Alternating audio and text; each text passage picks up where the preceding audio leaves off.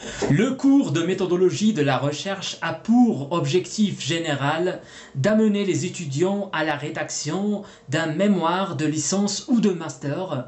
Pour ce faire, des objectifs opérationnels sont fixés, qui doivent aider l'étudiant à cibler un sujet de recherche motivant, vérifier son accessibilité, cerner une problématique pertinente, poser des hypothèses de départ, formuler clairement la problématique, établir une bibliographie, utiliser la dite bibliographie à bon escient, choisir la méthodologie à appliquer, tester les instruments de travail retenus sur des échantillons, planifier les étapes de la recherche, préparer l'entretien, le questionnaire, etc.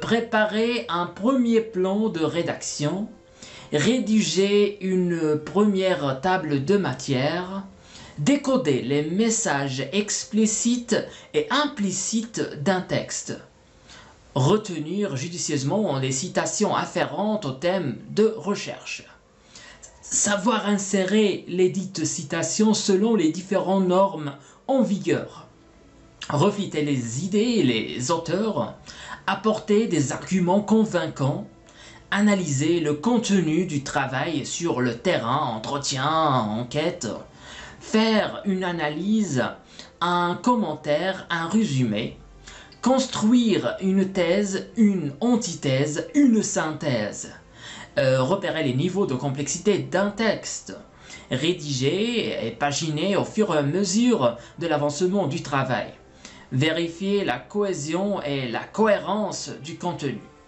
maintenir l'idée directrice de la recherche, utiliser les résultats apportés par les réponses au questionnaire, vérifier les hypothèses pour confirmation ou infirmation tout au long du parcours, placer correctement les renvois, les notes, les références en bas de page, constituer des annexes et tailler le contenu par des entretiens, des questionnaires, illustrer par des tableaux, des graphes, revoir le plan de rédaction et la table des matières, améliorer le style de l'écriture, répartir le travail en parties, en chapitres et en sections à numéroter, trouver des titres et des sous-titres, formuler les introductions, des conclusions, organiser les listes définitives des ouvrages de la bibliographie, finaliser le travail, faire une relecture de l'ensemble,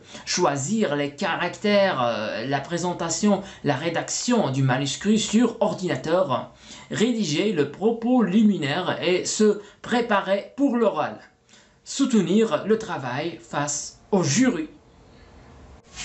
Qu'est-ce qu'une mémoire ? Qu'est-ce qu'une thèse ? Une thèse est un document réalisé dans le cadre d'un processus de formation par un étudiant sur un sujet proche de la spécialité choisie. C'est donc une activité à caractère scientifique dont les objectifs se trouvent enseignés dans le programme d'études. L'on peut par conséquent dire que la pratique scientifique s'enseigne, s'apprend et s'acquiert. Expérience de travail intellectuelle approfondie et autonome. La thèse apporte une certaine contribution à la connaissance d'un secteur de la réalité et participe corrélativement à la découverte du domaine étudié. Tout travail de recherche comme la thèse fait appel à des aspects intellectuels et socio-affectifs chez l'étudiant qui devra recourir aux 4 démarches suivantes: la compréhension, la production, l'intégration, l'utilisation de l'acquis. La compréhension, c'est une forme de communication qui nécessite la recherche d'informations complémentaires et qui consiste à comprendre la pensée d'autrui et ce que ce soit le langage utilisé. Elle requiert d'un point de vue cognitif les compétences certaines dont les consultations d'outils de référence permettant de combler les insuffisances d'ordre symbolique ou terminologique. Cependant, que d'un point de vue socio-affectif, cette opération exige du chercheur qu'il respecte les communications trouvées, autrement dit qu'il ne projette pas sur l'auteur ce que lui, chercheur, veut lui, auteur, faire dire. C'est là un point de départ hautement privilégié dans la formation du sens critique. La production, il fait appel à une initiative personnelle. Compte tenu, cela consiste à imaginer, à trouver, à proposer des solutions nouvelles et personnelles. Cognitivement, la production requiert l'utilisation des acquis ainsi que des compétences telles que la compréhension et l'analyse. Utilisation des acquis. C'est la compréhension même, à savoir utiliser les procédés, les moyens connus et s'y poser à simuler dans les diverses circonstances d'apprentissage. D'un point de vue cognitif, savoir utiliser l'acquis suppose, en plus de savoir identifier les moyens adéquats, celui de savoir le mettre en œuvre. Au point de vue socio-affectif, la situation problème de la recherche pour être source d'appréhension et de blocage, contrairement aux activités répétitives, n'en est pas moins génératrice de satisfaction pour le chercheur, sentiment qui nourrit profondément la confiance en soi et constitue de ce fait un facteur puissant dans la redynamisation et l'avancement de la recherche. L'intégration, c'est l'organisation et la mise en œuvre d'une stratégie personnelle à même de résoudre une situation problème complexe d'un point de vue cognitif. Cette opération est la résultante d'un processus éducatif harmonieux de toutes les opérations mentales sur le plan socio-affectif. Elle est le signe d'une maturité affective et effective du fait qu'elle amène à résoudre un problème complexe grâce à une démarche lucide et à une gestion intelligente des connaissances. Chapitre 1. Préparation. Comment choisir un sujet de thèse? Souvent délicat, se faisant à partir d'une idée en fonction de motivation, d'intérêt, de connaissance, de choix d'un sujet de mémoire, implique l'immersion dans un large champ de recherche et la familiarisation avec de nombreux travaux d'études déjà effectués. Il faut par conséquent éviter de se crisper sur le thème spécifique choisi et prendre en considération le vaste domaine d'études auquel il appartient. Par ailleurs, le choix d'un bon sujet implique qu'il faut se doter des moyens qui permettent de choisir. Autrement dit, il faut s'y prendre à temps, savoir gérer son temps et donner à son projet de recherche une dimension raisonnablement accessible.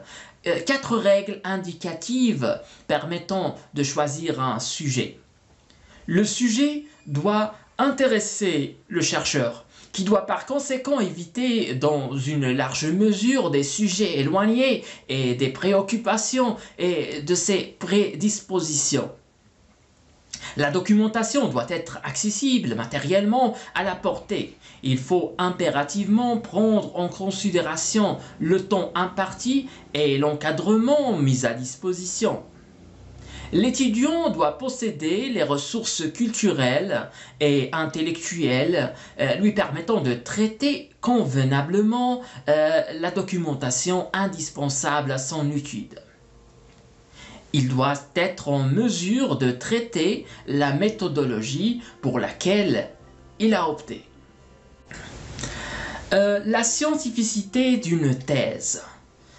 Selon Michel Baudot, une thèse ne peut être considérée comme scientifique que dans la mesure où elle respecte les 4 règles suivantes.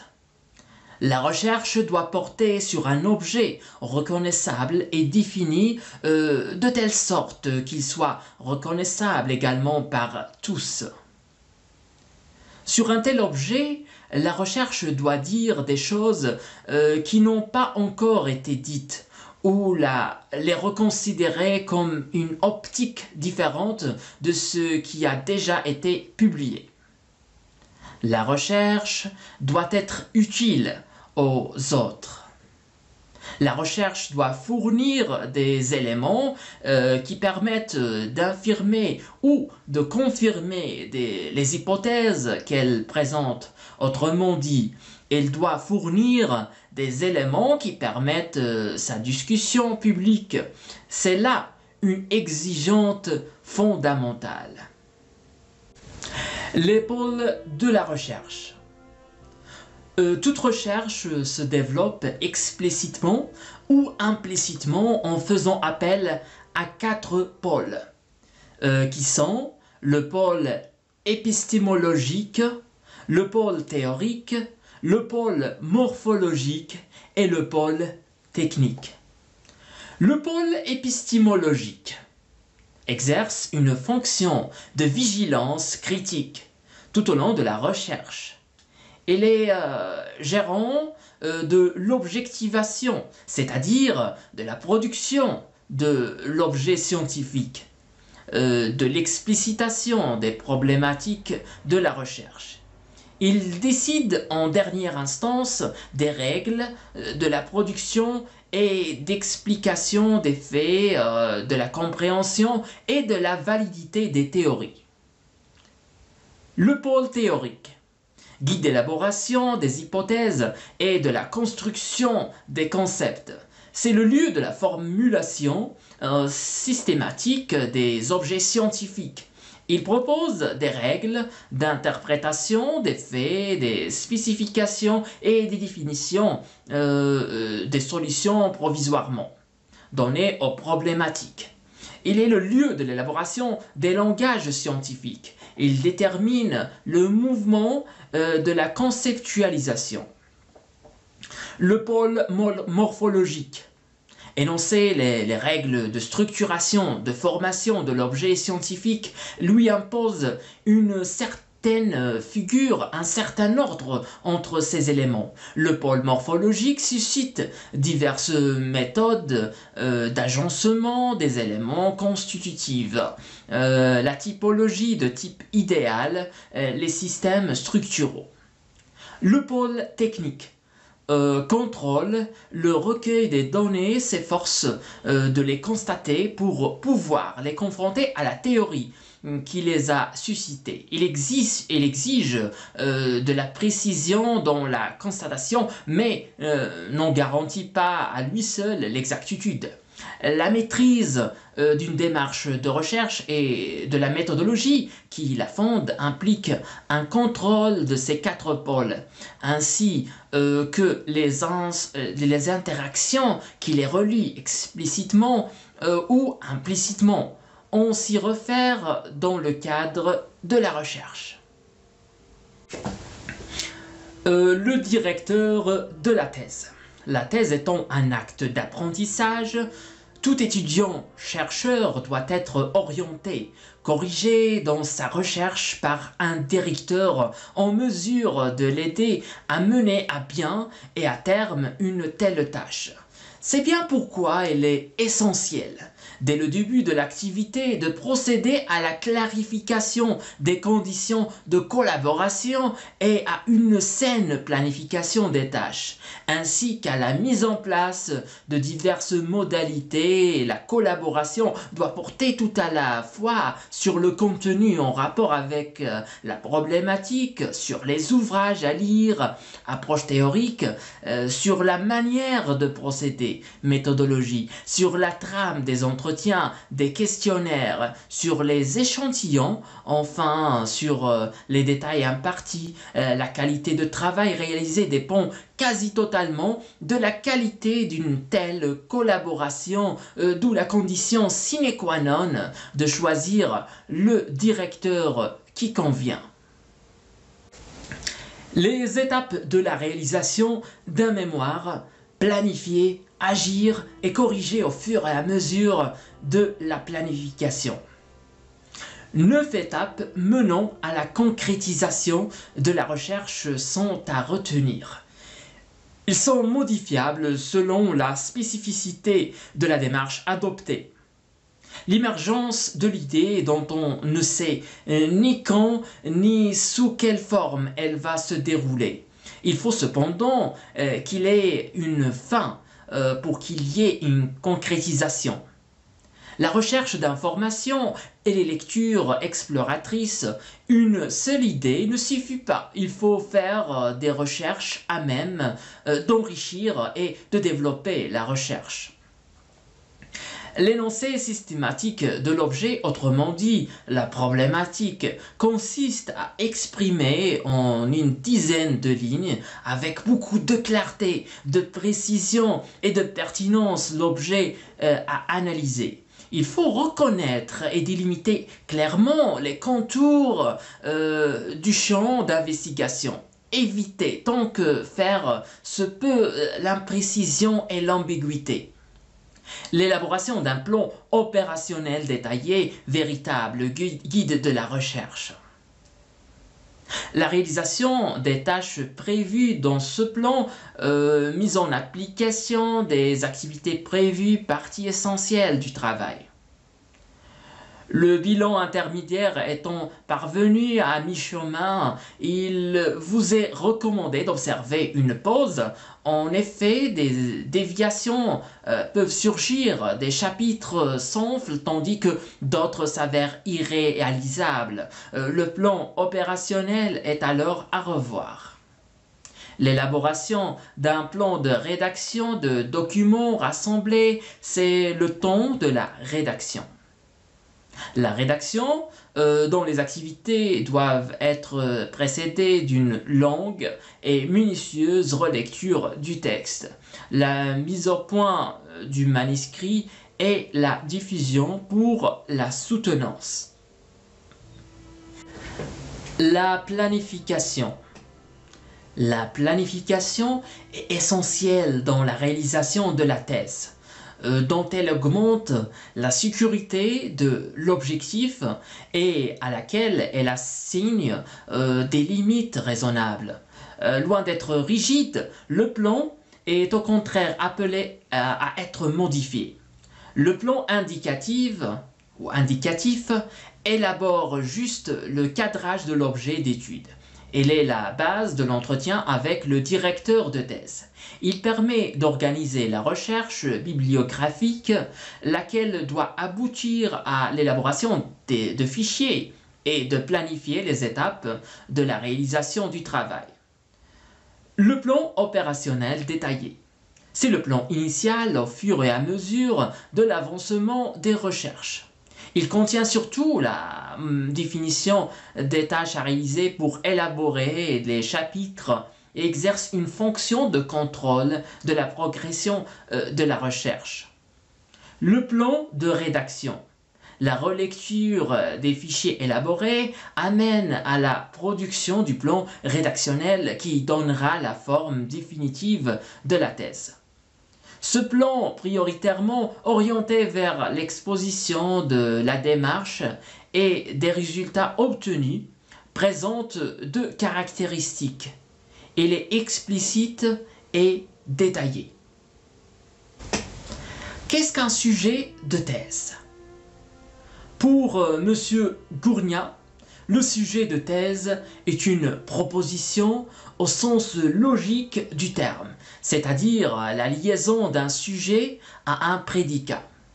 C'est seulement une fois que l'on définit comment on va lier ces deux éléments, la matière à traiter et le point de vue en une proposition qui soutiendra une opinion à propos d'eux, que l'on peut vraiment affirmer avoir choisi son sujet de thèse. Qu'est-ce qu'une problématique ou une proposition problématique? D'après son étymologie, écrit M. Gourina, le problème est ce que l'on trouve projeté devant soi, dans la vie courante. Le terme désigne donc un obstacle, mais dans l'usage logique. Il désigne ce qui est proposé en vue d'une démonstration. En effet, celui qui démontre quelque chose. Et la forme d'exposition la plus claire est celle qui énonce ce qui est à démontrer avant de passer à la démontrer. Quant à Grima, dans son introduction à l'analyse du discours en sciences sociales, il parle du phénomène de la découverte et évoque 4 points essentiels. la rencontre avec l'objet de connaissance, la reconnaissance de l'intelligibilité de cet objet, la mise en branle d'une découverte active et enfin la transformation du caractère individuel de cette découverte. Il parle également de rencontre qui a lieu à un moment donné du parcours du sujet reconnaissant avec l'objet de connaissance. Il affirme que cette rencontre n'est une certaine certitude, une évidence immédiate. C'est pourrait-on dire l'objet de connaissance qui énonce presque de lui-même sa vérité, comme si préexistaient en lui des modèles d'intelligibilité. L'attitude s'adopter serait donc, selon Bernadette Plow, celle d'une découverte active et s'efforce de trouver la bonne distance par rapport à l'objet de recherche. Il est essentiel alors de vérifier la relation entre l'intuition et la vérité. Ce phénomène de la découverte manifeste un caractère très individuel appelé à disparaître rapidement. On passe du statut de la pure et simple conviction intime à celui de la vérité démontrée, ce qui implique un nécessaire redoublement de parcours épistémologique individuel par un cheminement méthodologique de caractère plus impersonnel. La problématique est donc un problème que le chercheur aura à cœur de résoudre, d'élucider une question précise à laquelle se propose de répondre. Cette proposition pourra prendre la forme d'une proposition ou d'une hypothèse qu'il lui faudra soutenir et dont l'aboutissement au résultat peut être positif ou négatif, c'est-à-dire conduire à confirmer ou à infirmer l'hypothèse de départ. La démarche expérimentale. Il se déroule en 3 temps. Hypothèse après observation ou la méthode hypothético-déductive. Hypothèse de départ après observation d'un fait, un phénomène donné. Il s'agit d'une explication anticipée sous toute réserve qui dirige et oriente les techniques destinées à la vérifier. L'expérimentation sur le terrain en laboratoire en vue de vérifier et d'interpréter des données. Conclusion, confirmant l'hypothèse de départ pour généraliser ou tirer une loi, ou infirmant l'hypothèse.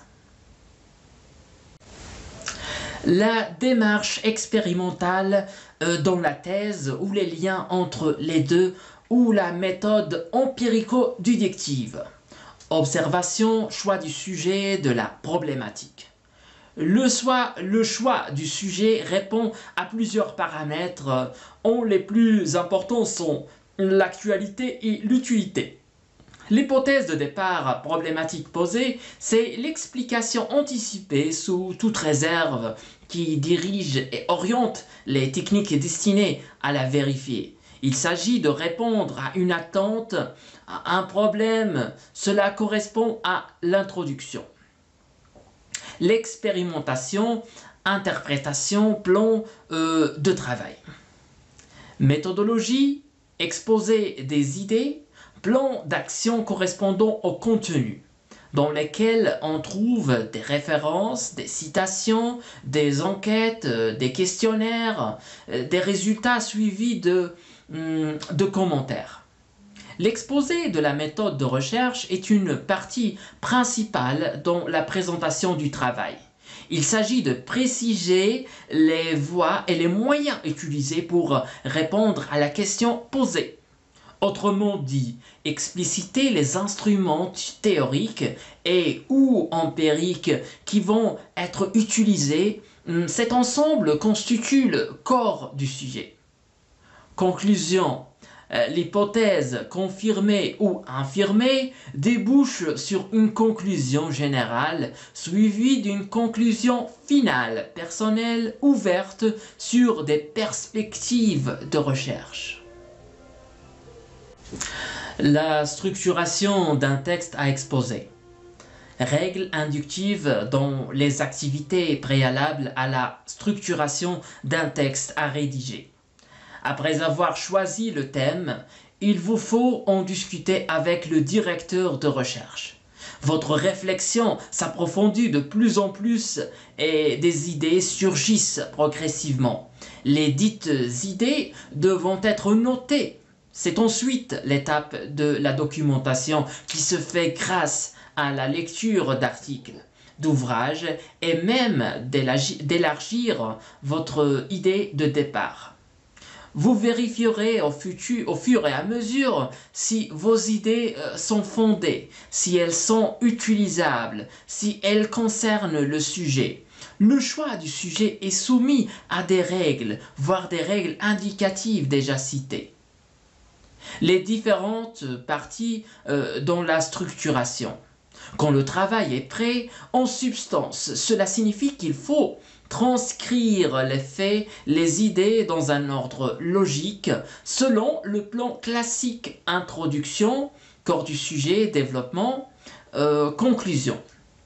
C'est ce qu'on appelle structurer un texte. Tout travail de recherche se divise en plusieurs parties. Le titre, le sommaire, l'introduction, la méthode, théorie et pratique, les résultats, les discussions ou commentaires, la conclusion, la bibliographie ou bibliographie, la table des matières, les annexes éventuellement. Comment structurer un texte? Le titre écrit en majuscule sans ponctuation finale, suivi de l'auteur et de mention mémoire en vue de l'obtention du diplôme de master ou bien. L'introduction. Elle formule clairement le problème que l'on se propose d'étudier de telle sorte qu'on puisse ensuite l'examiner et lui donner une solution. Cette formulation est un énoncé exposé, même si on peut y déceler des éléments d'argumentation, qui se distinguent de l'argumentation proprement dite à laquelle elle donne nécessairement lieu, à laquelle elle fait place. Enfin, l'introduction est une annonce. Elle indique les points essentiels de la stratégie argumentative qui va se déployer à la suite. Il faut veiller à motiver le lecteur en développant quelque peu le titre du projet, en situant le problème pour éveiller l'attention, dire l'importance de tel sujet. Donner une vue d'ensemble, c'est-à-dire annoncer le plan de travail adopté dans la méthodologie. La méthode ou le corps du sujet, il s'agit de la méthodologie adoptée, plan général, sommaire, que l'on retrouve dans les chapitres suivants. Le travail doit présenter la manière dont on a procédé pour aboutir au résultat. Échantillon, questionnaire, dans le corps du texte. Les faits et les idées doivent être abordés dans un ordre logique.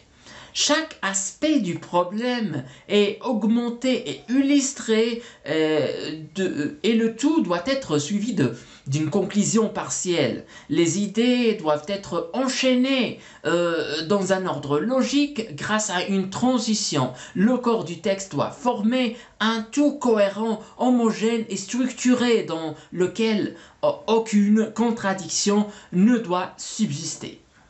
La conclusion partielle représente la caractéristique d'être le lieu privilégié où s'exprime la cohérence et la progression du texte. La cohérence est la condition de l'interprétation la moins hasardeuse possible de celui-ci.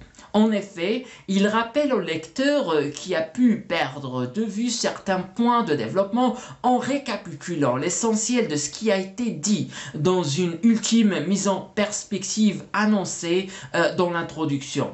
Reprendre ce qui a été dit n'est justifié que par l'objectif de faire progresser le texte, pour définir la progression que marque une conclusion dans une thèse. Il faut rappeler le sens strictement logique d'une proposition dont la vérité résulte d'autres propositions.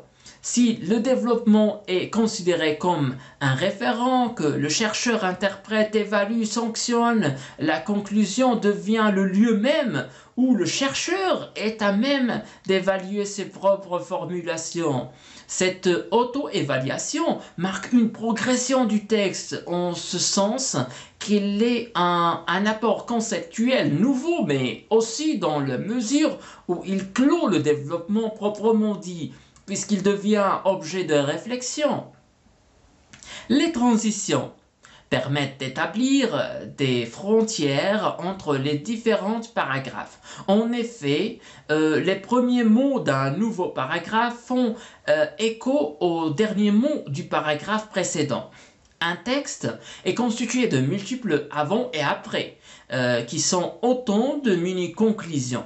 L'avant est de menu introduction. L'après, la transition oblige donc celui qui rédige à établir la liaison avec ce qu'il va dire, et c'est ainsi que s'effectue le déroulement logique de la pensée, et que l'enchaînement des idées s'accomplit d'une manière structurée, harmonieuse et cohérente. Les énoncés d'explication, le texte de la thèse, le corps du sujet est balisé de manière à permettre au lecteur de se situer en permanence dans l'espace de ce texte. Introduction, conclusion et transition fournissent dans leur contenu de nombreux points de repère qu'on suit. Nous avons vu, nous voyons maintenant, nous verrons ensuite. Au fil du texte se déroule une sorte de guide du lecteur plus ou moins explicite. La conclusion générale, il synthétise la recherche qui vient d'être faite en reprenant le résultat des conclusions partielles. La conclusion générale reprend le but de l'expérience ou l'hypothèse soumise au test, la manière dont cette hypothèse a été soumise au test, et signale si le résultat confirme ou non l'hypothèse. Cette partie qui ne doit pas annoncer l'idée nouvelle peut cependant être le lieu de formulation d'une opinion personnelle sur le sujet traité. Chapitre 2. La rédaction. Pourquoi et comment faire des citations? On cite en premier lieu le texte qui fait l'objet d'une interprétation ou d'une analyse critique, mais aussi les textes qui sont appelés à soutenir notre point de vue, à confirmer, voire à prouver notre affirmation. Citation, paraphrase et plagiat. La citation est la reproduction d'un texte écrit par un auteur qui lui est explicitement attribué avec l'indication de la référence en moyen des guillemets et de la note, la paraphrase. La paraphrase, reformulation de certaines idées d'auteurs attentivement lues, est légitime dans la mesure où la source est indiquée en note de bas de page. En revanche, la reprise intégrale de certaines phrases d'un auteur sans l'utilisation des guillemets et son renvoi en note constitue un plagiat, chose peu recommandable et fortement déconseillée. Pour un bon usage des citations, que faut-il citer? Le texte analysé doit être largement cité. Les textes critiques doivent être cités quand ils font véritablement autorité et qu'ils confirment explicitement votre position. Il est essentiel de préciser la source de chaque citation. Autrement dit, d'indiquer l'œuvre de référence, le lieu, la maison d'édition et l'année de publication. Par ailleurs, le lecteur doit pouvoir retrouver facilement et impérativement la page d'où la citation a été extraite. Si la citation est courte, on peut l'insérer dans le corps du texte avec des guillemets. Si elle est longue, il est recommandé de la cerner en plein milieu de page et en utilisant l'italique. Les citations doivent être reproduites avec fidélité. Évitez de les modifier ou d'en souligner certains termes. Pour en éliminer des mots ou des phrases, remplacez-les par des signes parenthèses ou guillemets avec des pointillés. L'utilisation des notes, les types de notes. On peut placer les notes soit en bas de page, soit regroupées à la fin de chaque chapitre, soit à la fin du mémoire, juste avant la bibliographie. Il est cependant préférable de placer les notes en pied de page en les numérotant de manière continue. La numérotation commence de A1. À chaque page représente toutefois plus de commodité pour le lecteur. Le système de renvoi de notes. Utilisez soit des étoiles, asterisks, soit des lettres, soit encore, c'est souvent le cas, les chiffres. À quoi servent les notes? À indiquer les sources des citations, fournir des indications bibliographiques supplémentaires, et effectuer des renvois externes ou des renvois internes. Étayer l'argumentation tout en allégeant le texte. Développer une affirmation sans avoir à encombrer le texte. Nuancer une affirmation. Donner des indications sur une traduction. Ajouter des considérations personnelles. Le système citation-note et le système citation-auteur. Le système citation-note est plus commode parce que plus clair. Il s'agit de mettre un chiffre à la fin d'une citation, avant la fermeture des guillemets, qui renvoie à une note en bas de page. Voici une manière de procéder.